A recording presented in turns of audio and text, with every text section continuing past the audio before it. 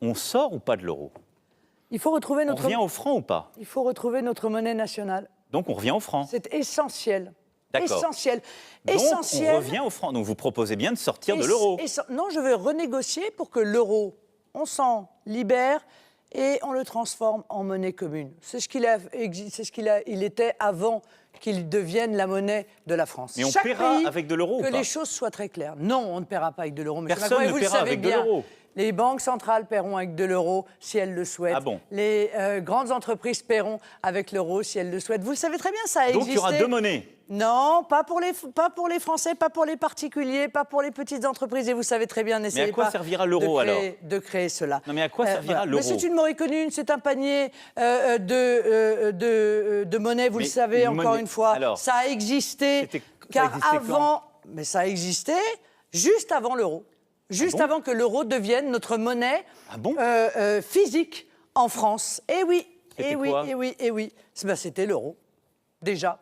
Et avant lui, c'était l'écu. Donc les grandes entreprises, elles payaient en euros, en écu avant? Oui, de 93 à 2002, toutes les entreprises pouvaient payer, les grandes entreprises pouvaient payer effectivement en euros. Ce système a parfaitement fonctionné. Monsieur Macron, ne faites pas semblant de ne pas le savoir. Non, vous le savez très bien, il a fonctionné dans le cadre du SME. Et honnêtement, de 93 à 2002, c'était plutôt performant. Mais ce qu'il faut que les Français comprennent surtout, c'est que, à la limite, ça ne les regarde même pas, cette euro-monnaie commune.